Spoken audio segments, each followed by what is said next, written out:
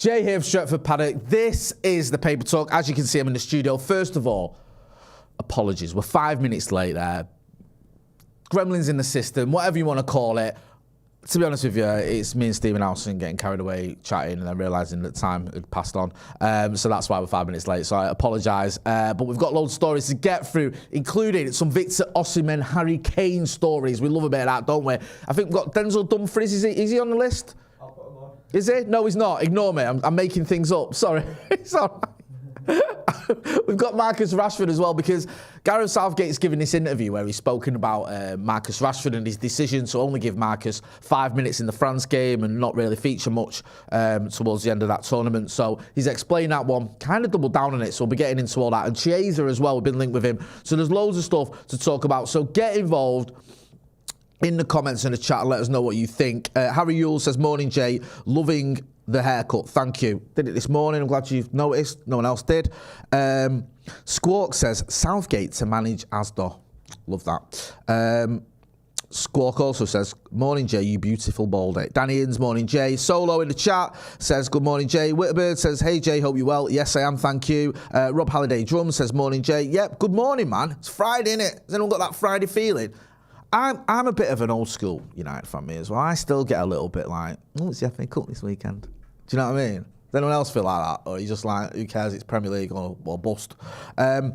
Anyway, I digress. Let's get into it. What's first on the agenda? Kane, Osimhen, transfer plan is the little headline I've got here. This was in the Manchester Evening News, I believe. Now, we've been sort of linked with both Harry Kane and Victor Osimhen, haven't we? So you can see this. United might have found the perfect transfer plan to sign Kane or Osimhen. So this is Tyrone Marshall in the Evening News, who's written a sort of story on this. And it says that they're the two strikers that are regularly with United and interest is both, but to sign Kane would require negotiations with Daniel Levy.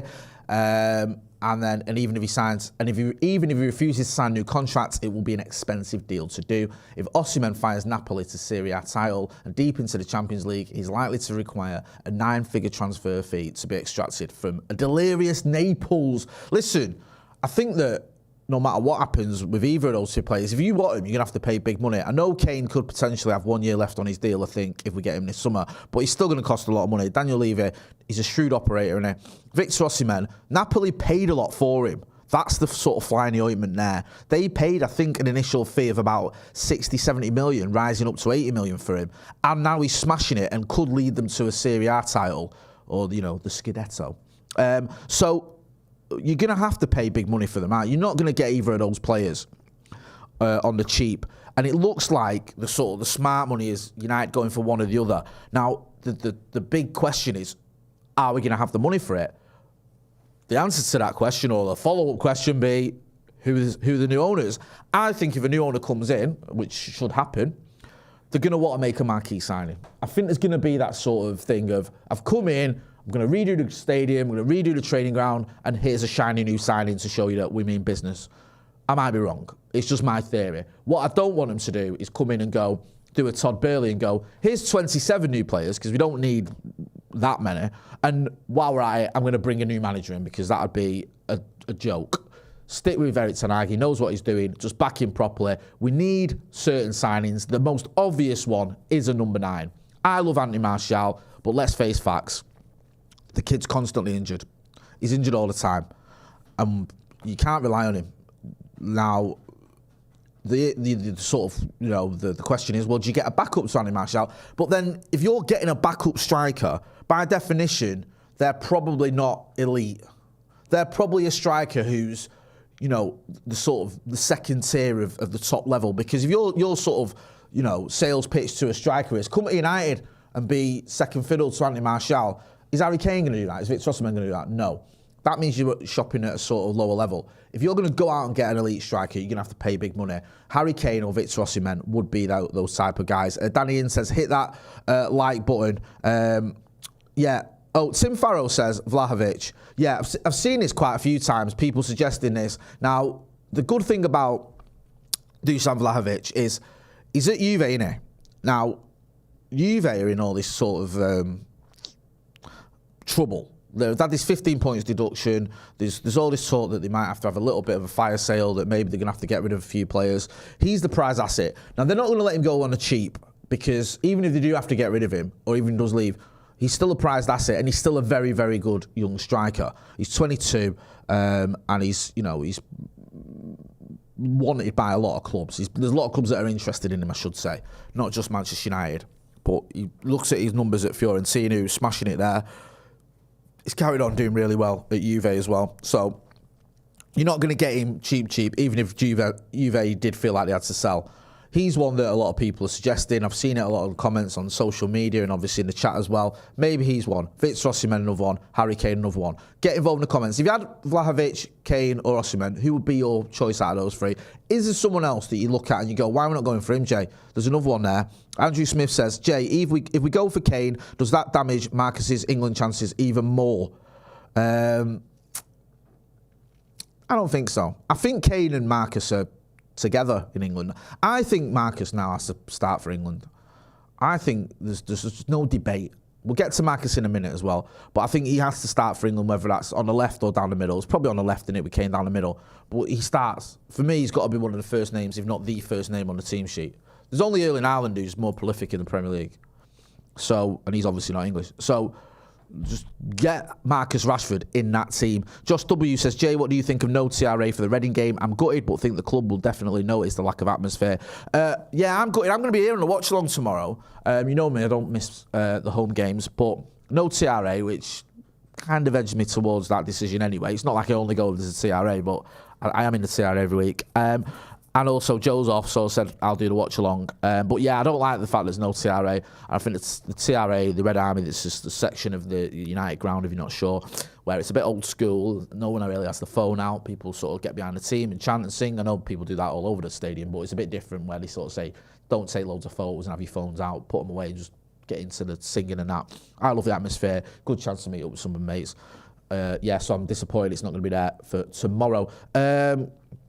Whitterbird says, do you feel that this summer it's going to tons of Frankie de Jong and Kane talk? That emoji. Yes, I do. And I'm sorry to say, we'll be a big part of that if that's what's popping off in the papers, because we just report what's being reported. So I expect Frankie de Jong and I expect Harry Kane to dominate the headlines, unless Harry Kane signs a big bumper new deal at Spurs, and that's going to sort of kill that one. And Frankie de Jong maybe either goes elsewhere or Barcelona dig the reels in. I think the Frankie de Jong thing is going to happen. I think there's a space for him as well in our midfield, you know. I do.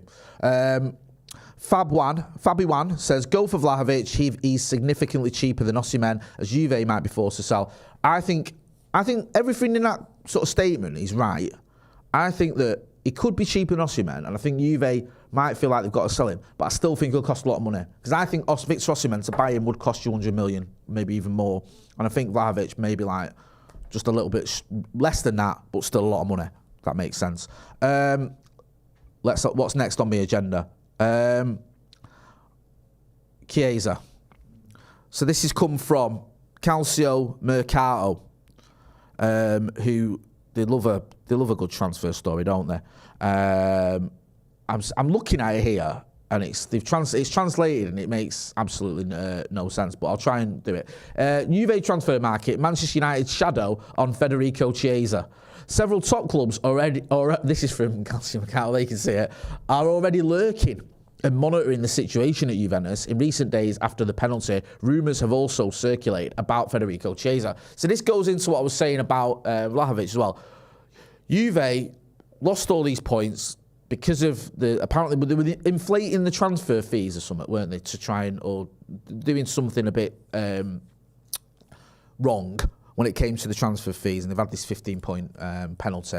So now it looks like they could have a few players they're going to sell. The thing with Juve, I can see them selling players, like I said earlier, but still getting big money for them. They've got some stars there, and I don't think they're just going to give them away. Federico Chiesa, been linked with Manchester United. Calcio Mercato have got this. The Evening News have picked up on it. I've also noticed that he's been linked with other clubs as well. I think Liverpool have been linked with him. But there's nothing concrete there. I mean, it does seem like there's a bit of a, rumours rather than anything solid. Good player, got a load of caps for Italy, 40 caps for Italy. Obviously, he's done well at Juve.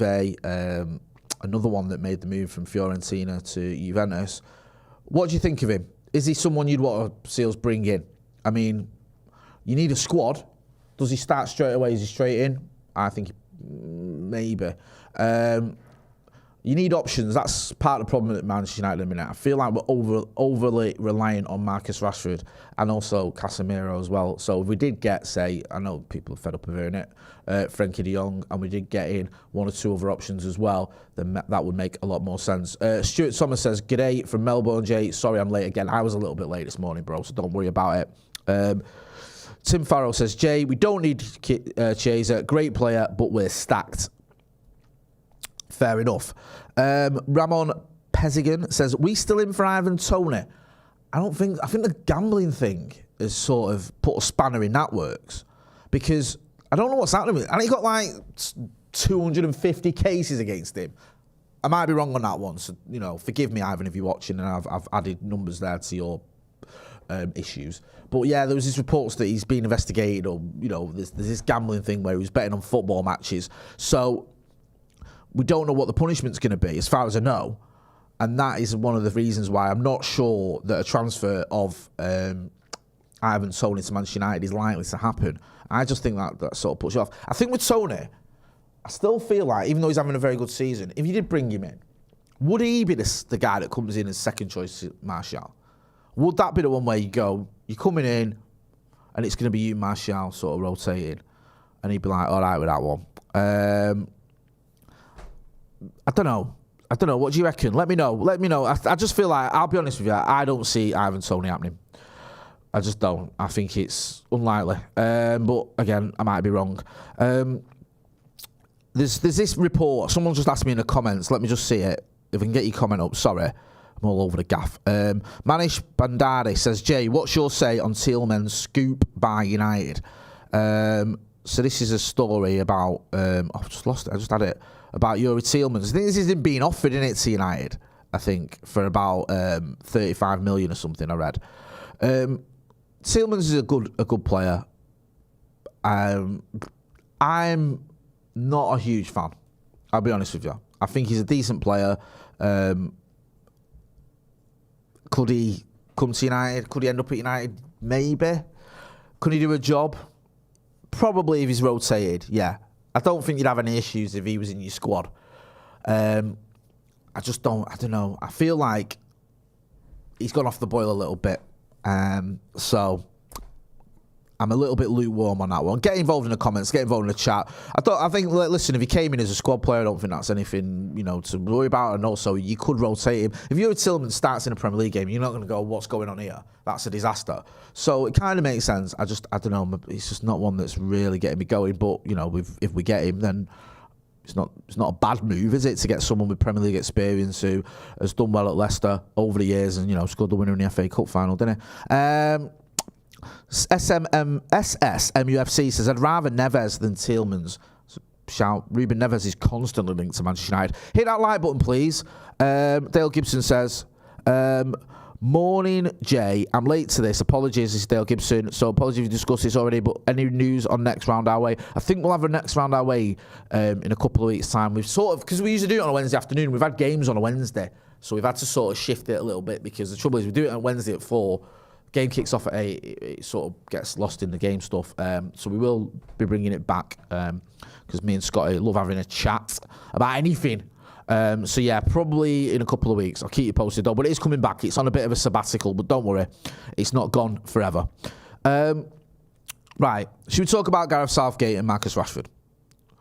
So you can see there, nice little picture of him there, hugging, looking very happy. Gareth Southgate has defended his decision to bench Marcus Rashford for the World Cup defeat to France. He came in for a lot of stick, didn't he, Gareth Southgate? Because he brought on Marcus Rashford for 5 minutes against France in the World Cup quarter-final. Now, the issue I have with this, right, there's several, so bear with me. Right, Marcus Rashford was, I thought, right, if we go back to the beginning, I thought he did very well when he came on against... what was in the first game against Iran, and he got that goal. I thought he played well, and I thought he looked lively, got his goal, and did really well, right? Then it was then it was USA, wasn't it? Then it was Wales. Wales is fantastic. Gets 2 goals, start of the match. Brilliant, right? Then he's in and out of the team again. Then after that Wales game, he only gets 30 more minutes at the World Cup. Yeah?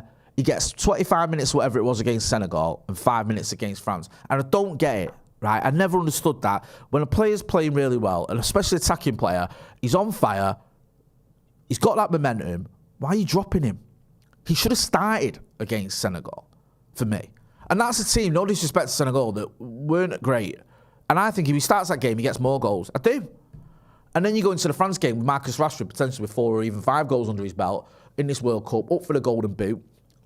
You know, he's firing. You've also got Saka, who's doing well. Then we go into this France game anyway. Forget that didn't happen. So Marcus didn't play he came on a sub in the Senegal game. Doesn't start, isn't in the starting lineup for the France game. Okay. You look at the starting lineup, Phil Foden's on that left-hand side where you'd probably prefer Marcus, because I think Gareth Southgate explained that he saw Phil Foden as playing on the left-hand side, not playing in the middle. Right, okay. Saka on the right, Kane in the middle. I'm not a fan of it. I don't get it. I understand it. What I don't understand, right, is what went on afterwards, because none of this makes any sense to me, right? So Saka was playing really well. He was a thorn in France's side. He was causing them problems. He was getting us free kicks. He was getting in behind him. He was running at him. The French defence, that's not even a word. The French defence looked all over the gaff when it came to him. Yeah? So he's playing really well. So Gareth Southgate, with 20 minutes to go, 11 minutes to go, takes him off and brings on Sterling.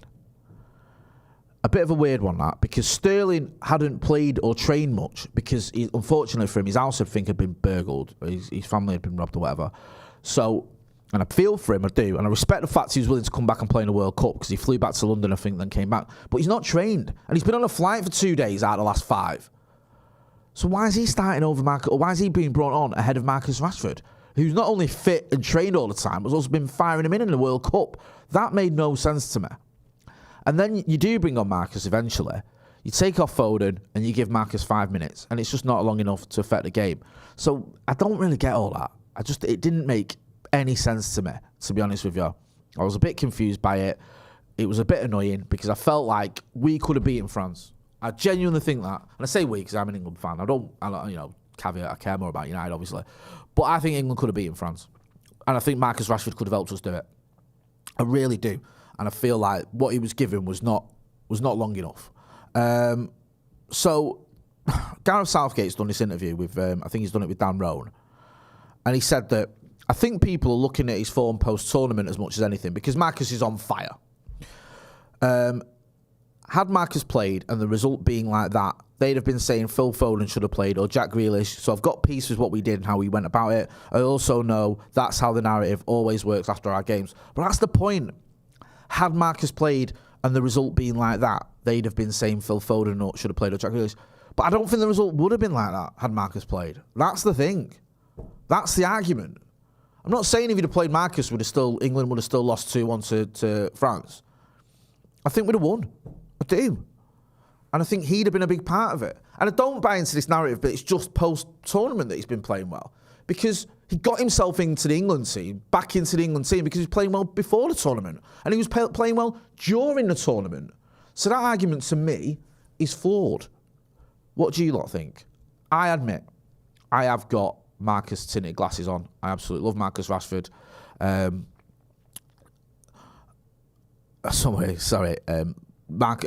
Southgate getting a little bit of stick here, I'm not going to lie. Dale Gibson says, Southgate is King Widge. Marcus has got too much sauce for him. G said it's a joke. Any decent manager would be able to see training Rashford is on it and Kane not. Southgate is a very silly person. Fact, says Stuart Thomas.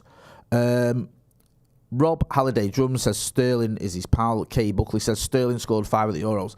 I get that, but scoring 5 goals at Euros is all well and good. But if you've been sat on a plane for 2 days out of the last 5, you're going through it emotionally anyway because your house has been robbed. You come back, you've not trained properly, and also you've got someone in the team who's scoring goals now. And I think Marcus looked better in that Iran game. I know Sterling scored in it than Sterling did before all this happened. So for me, it falls short. Key Buckley says he plays Maguire FF7. I get that though. I think Maguire does a good job for England. Max Patler says Marcus was on the pitch for Kane's penalty. He was England's best player of the tournament. Why did Kane take the penalty? Was he? I thought he came on just after that penalty. And also, I don't have an issue with Kane taking 2 penalties, especially when he scored the first one. Hit that like button. Key Buckley also says Southgate is loyal to players. And Gayu Man Hung says Southgate said he thought about resigning before the World Cup. He should revisit that decision now. Yeah, Southgate is staying on after obviously staying on. He's going to taking England into the Euros. We'll see what happens. Maybe he'll learn. Santa Notch makes a great point. Says there's also the fact that Rashford always scores in big games. He's a big game player, really, Marcus Rashford. We've got one more story, I think. Ajax manager. We're doing that one. The Ajax manager has been sacked. Alfred Schroeder has been sacked. Now, this is kind of weird, isn't it? Because I'm sure that I watched or read or saw a clip from, a news channel or a radio station that purports to carry the news and carry opinions that have some weight behind them, that said it's easy to win titles in Ajax. Everyone does it. If you go to Ajax, you win the league. So Erik Ten Hag's not that gifted because anyone can do it. But the interesting thing is, the manager before him didn't do it. They hadn't won the title before Erik Ten Hag got there, I think, for 4 years. And the manager after him has just been sacked, with Ajax sat in 5th. And this is a team that won the title last season. Yes, they've lost players, I'm aware of that. So it's not that easy to win the Dutch league, and not everyone does it. And not every Ajax manager does it. And the only Ajax manager that's done it at last 3 has been Erik Ten Hag. So maybe Erik Ten Hag deserves a bit of credit. What do you reckon? I know it's like, well, it's different because it's a different situation and different player, but I think it just highlights the fact that it's not that easy. It's not as open and shut as everyone made out for Erik Ten Hag to win the Dutch league. And I think there's this whole thing that when he came into United, the people that don't like Manchester United, or the people that wanted to just dismiss his appointment or just to throw shade at him, just went, oh, well, what's he done? Oh, he's won a load of trophies in Holland. Oh, he's got to a Champions League semi-final. Oh, whoop-de-doo. It's not that easy. It isn't. And I think that just sort of highlights it. I'm going to wrap it up there because my computer's frozen. Forgive me, I can't see any comments if people are commenting. Make sure, though, you are hitting like, share, and subscribe. We are going to be back later on. Oh, there you go. We've got the comments there. Producer Ethan is on the case. Just as I said that, my screen comes on. Stuart Thomas says, you're spot on as usual, Jay. Thank you. I don't think I'll like that. Connor AR97 says, Ten Hag is the truth, Jay. Yep, love that. I think he is. I think we're very lucky to have him. I'm a big fan of Erik Ten Hag. I think we all are, aren't we now? Going to wrap it up there. Make sure you're getting involved in all the other videos we've got. There's a great interview with Matt Slater from The Athletic that Joe did yesterday, talking about Sir Jim Ratcliffe's ownership of Nice, how that could sort of give us an example or a taste of what he may be like as the owner of Manchester United Football Club. So go and check that out. I'll be back later on for the brew. See you later there, Danny, as well, who just popped up in the comments. So me and Stephen Howson later on for the brew. Make sure you're checking that out as well. I've been Jay. This has been The Paper Talk. Thanks for watching.